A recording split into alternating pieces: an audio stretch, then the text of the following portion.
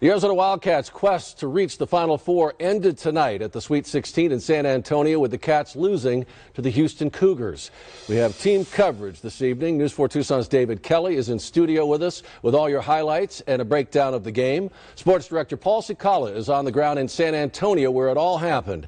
And Angelique Lazzardi is at Main Gate Square with fan reaction. Right now, though, let's start with David Kelly with his take on tonight's game. And, David, not the way the Cats wanted this game to end up, but just an incredible team, though. Sean, you know, Houston really dominated this game from the very beginning tonight. They win it 72-60. The Wildcats season ends at 33-4. In fact, Arizona right now is on the podium in San Antonio. Let's go down and hear from your Wildcats after this loss in the Sweet 16.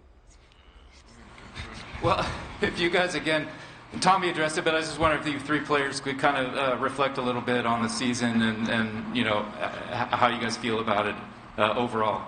Christian, do you want to start with that one? Can you repeat your question, please? What you talking about the season?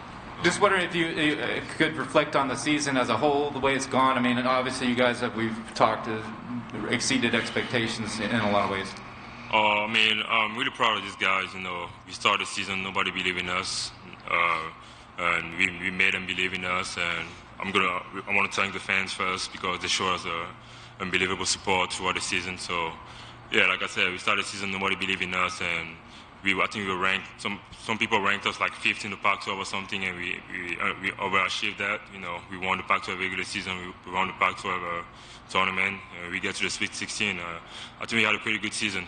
For sure, we knew we could have done better, and that's why I think we're kind of sad right now, because we knew we could have done better. We knew how good our team was, but, you know, right now we can't do anything, so we're just going to learn from it. All right, we're going to hear much more from the Wildcats coming up there a little bit later, but right now we want to send it out to Angelique Lazzardi. She is down on Main Gate Square, which, Angelique, I can't imagine is a happy place right now. Oh, David, you are absolutely right. So many emotions down here at Main Gate Square, and it's so unfortunate because a lot of these Wildcat fans are leaving tonight so disappointed. I want to just show you kind of what the scene looks like here at Main Gate Square. A lot of people still here out on the street, but again, they are pretty bummed, except these three. They seem to be in happy spirits. But earlier today, we were at Frog and Firkin, where all the fans were just full of energy. Everyone was glued to that television as the Wildcats played against the Cougars. But of course, it was that second half of the game where Wildcats started to lose hope. Many students that we spoke with said that they really wanted the men's basketball team to go all the way. We made it this far. I mean, might as well keep it going, keep the spirits going. Still very upsetting. Like I said, I've been very aggressive all night towards the TV. Wish I was there in person. Just getting to the Sweet 16, I think, is a big milestone. So I think that's something to learn off of, win or lose. I think big moments breed big opportunities.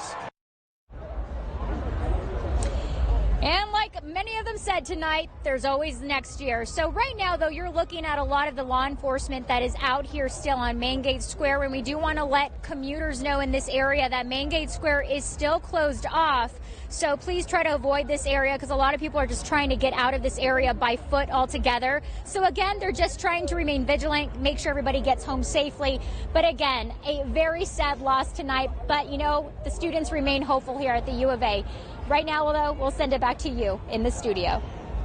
Yeah, a lot of disappointment. Thanks, Angelique, but I'm sure all of those fans still back the Cats all the way.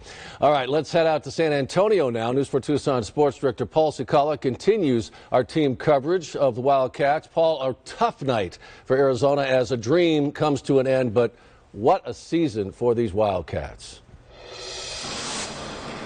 What a season, and of course Tommy Lloyd still in the running for the NCAA Coach of the Year. He did a great job by bringing them this far, but that said, you can't forget the fact that Arizona was favored and they could have won, but they did not get a favorable seed. They got the #1, but sending them to the South guaranteed that if they took on Houston, it would be a pro-Houston crowd. And of course, I would like to talk to some of the U of A fans that are here, but they got the heck out of Dodge right after the game. But that said, there still were, win or lose, a lot of people that enjoyed their time right here in San Antonio. at the Sweet 16, including one local Tucsonan who grew up within the Tucson area. He was a high school kid. He wrote for the school paper, and now he's living his dream of being able to cover the team he cheered for growing up, not only going through being a daily Wildcat reporter to a local radio reporter to now here, and win or lose, he is still trying to absorb that moment of being here with the Cats in the Sweet 16. This is Arizona Daily Star reporter Justin Spears as a young athlete from Cienega High School who grew up loving sports. And now his love for sports has become a career. From doing student TV and radio to the Arizona Daily Wildcat at the U of A to this, asking Coach Tommy Lloyd questions at the NCAA Tournament. Justin Spears from the Arizona Daily Star. Simple question, Coach. When you look at Houston, what jumps out to you? When he's not busy covering the Arizona basketball team, you can see him hanging out at the historic Alamo as he gets set to cover the Sweet 16 in San Antonio. It's an incredible feeling. I grew up watching Arizona basketball. I remember being in my driveway pretending that I was Salim Stoudemire.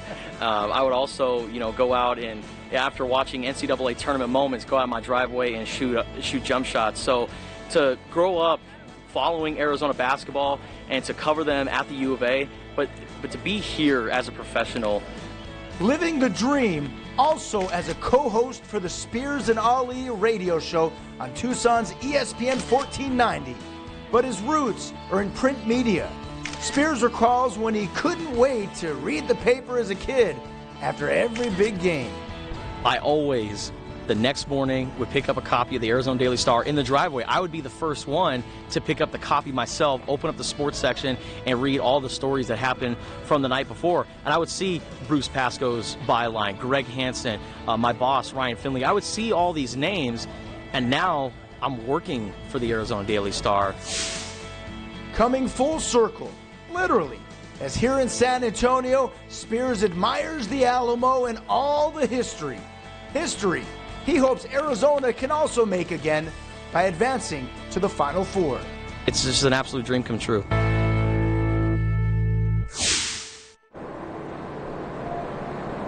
And that hope for him to someday cover a Final Four will have to be in the future, because obviously the Arizona Wildcats lost before they could even make it to the Elite Eight.